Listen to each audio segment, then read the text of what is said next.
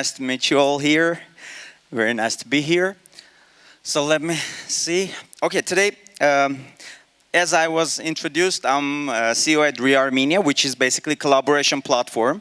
Any project which is solving Armenia's problem is being presented on the platform to find their necessary resources. Saying resources, we mean like, knowledge, experience, network, and also funds, of course. So today we will be speaking about community. So two new, let's say, abbreviations that we have in our tech industry, MVC and DAO. So we will be opening these. Of course, this presentation was designed for 22 minutes, but I have 15 minutes, so I will be skipping some of the parts.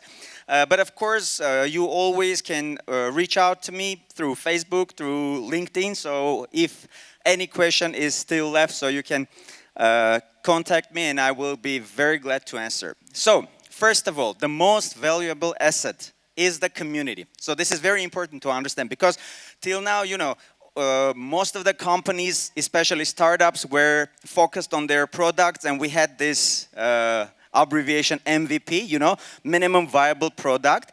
And all of us are busy with creating this viable product and then selling the product and then to earn this cash, which is for founders and for investors. And now times have been changed and the approach has been changed actually. So minimum viable community is the most important thing.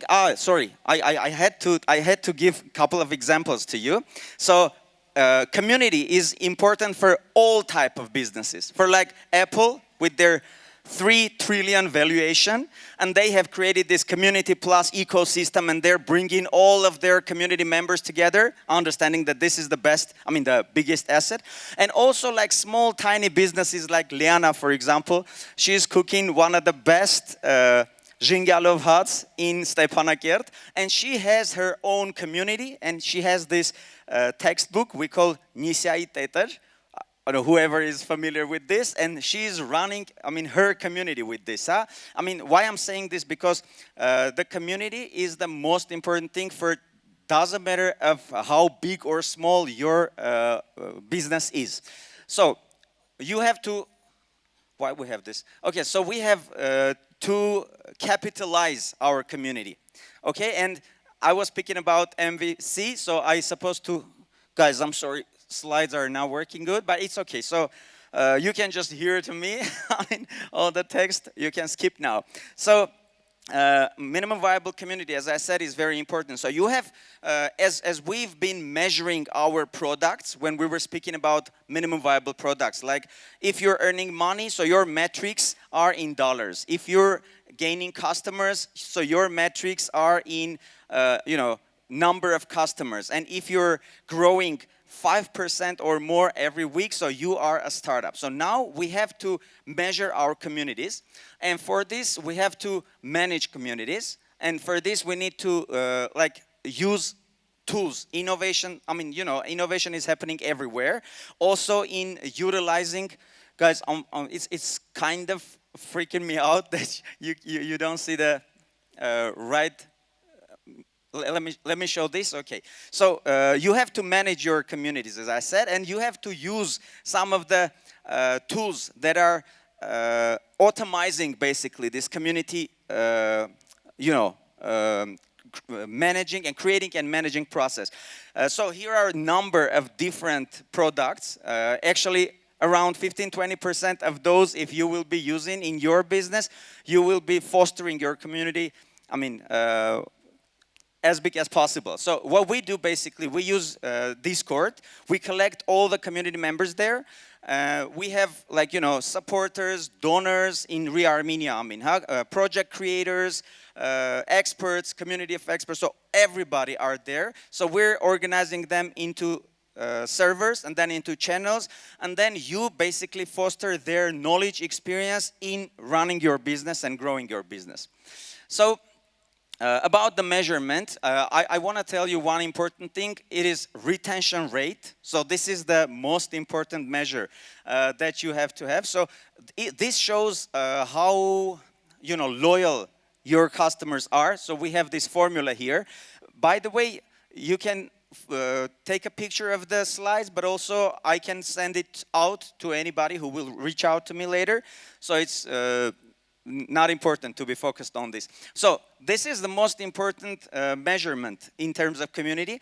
So you basically figure out how often your community members are using your services, and as regularly they do, as higher your retention rate actually. So this is very important thing, but we're gonna skip it now. Later, obligatory, if you're about to create your community, just go ahead and check this in details. And then we have these two other metrics, CSAT, customer satisfaction, and NPS, Net Promoter Score. So again, I'm gonna skip these two as well, but just have a look at this. First is helping you to figure out how happy your customer is in terms of using your small features and tools. And the second, NPS, is about overall how happy they are with your business, with your service that you're providing. Actually, when you are focused on community, meaning that your business is, existing for your community. I mean, you're serving basically your community. And if you want to see how happy they are and how often they will promote you as part of your community, so NPS will give you that understanding. So now I want to go to DAO, decentralized autonomous organizations. So when you're growing your community, when they are having this high level of loyalty, they not only using your services and supporting you, but also they can become decision makers in your organization. So if you are about social entrepreneurship, this is basically what you will want. Because, in this case, if you have all community making decisions for your company, you will use this collective genius. And this will basically foster your, growth much, much higher. So how does it work? Let's look at the regular situation that we have. For example, in our case, there's a company, Armenia. It has its board members. We have 5. Here in the picture we have 4. So what they do, they are coming together, these 5 people or 4 people, discussing some strategies, voting on those strategies, and then based on their votes, they have this list of what has to be done, basically, this checklist of, tasks, let's say like this, and then they pass this to CEO, to me in this case, and then I, with all the executive team, have to make sure that all these checks are done. I mean, all these tasks are done. So this process and the result very much depending on the board members, who are very few, and on executive team, who are like individuals, who might do a lot of wrong things, who might basically, pivot from the final decisions that board has made, etc., etc. So in DAO, decentralized autonomous organization, we are getting rid of these leaders, CEOs, and managers. We don't need them anymore because already the code, the smart contract, will be doing all the job of executives. So actually, there is a bunch of people, like, the community, who are designing the rules in the real democratic or meritocratic systems. And these rules are being already put in the smart contract, which is technology, and smart contract is running the company already. So there is no decision that will be skipped or, done in some other way, huh? So in Armenia, we're trying to go to this point. I mean, this is of course very hard because we have very sophisticated, organizational structure. We have advisors, we have a lot of people, involved in different types. So it's gonna be hard to write down these smart contracts, these algorithms. But as soon as we have done this, we will have the real community-driven and community-managed platform. And this is gonna be kind of future. If you wanna know, like DAOs, these are up in the market around like 5-6 years, and you don't even can find like really successful ones because we're still, when I'm saying we, all the tech community are still, experimenting around DAO, like trying to find the best solution to utilize this. But this is, in terms of ideology, this is great thing. You have the community of committed doers, basically, who are making all the decisions for your platform. So, and how this will be done? It's a little bonus for today's presentation. So there are, coins and NFTs. You know about NFTs, these are tokens. So community is making decisions based on their governance tokens that they have. What does this mean, guys? For example, guys and girls. So what does this mean? Every community member, because of activity that they're having in the community or within the platform, they're gaining different NFTs, different tokens, and eventually the collection of tokens is giving them basically rights for voting and access to different contents like information and like different like events that this platform is organizing. Actually, these are collections of tokens which identifies the weight of every community member. And as active you are, as involved and engaged you are, as many NFTs basically you have, as big your collection is, so as bigger your voting right is. So I have a small text here which this explains what a governance token is. So what I'm trying to say, this presentation overall, as I said in the beginning, is about communities, which is, as we understand, like the most important asset that every company today has to have. So, and also we have this minimum viable community idea, which is important and crucial for all of us.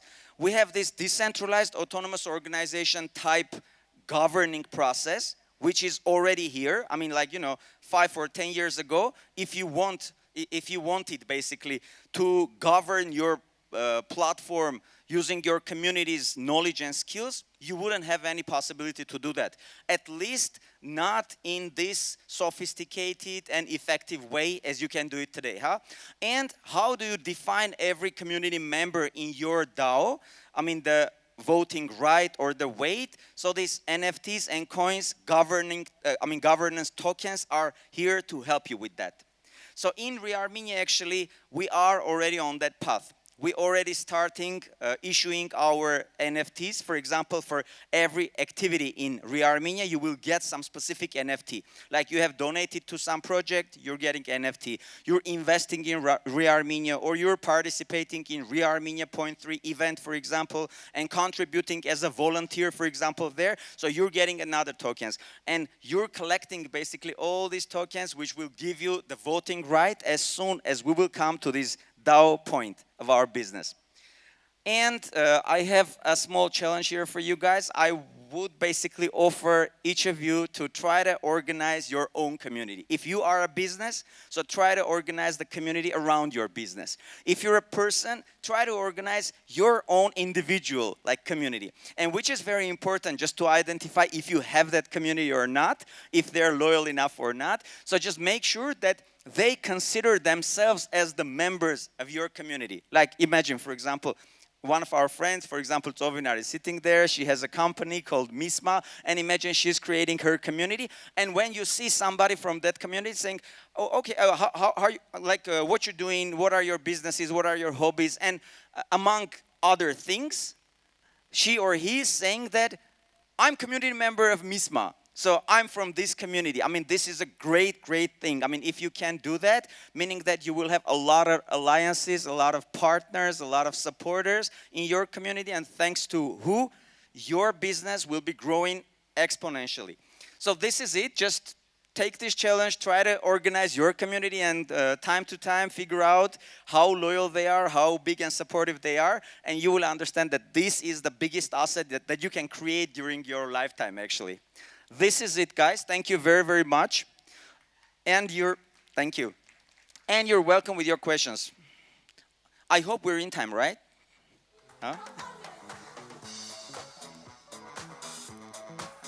Questions can be about communities, about technology, about how to run your social enterprise if you have one. Okay, thank you very much. In this case, everything was clear, I guess, as well. Thank you. Bye-bye.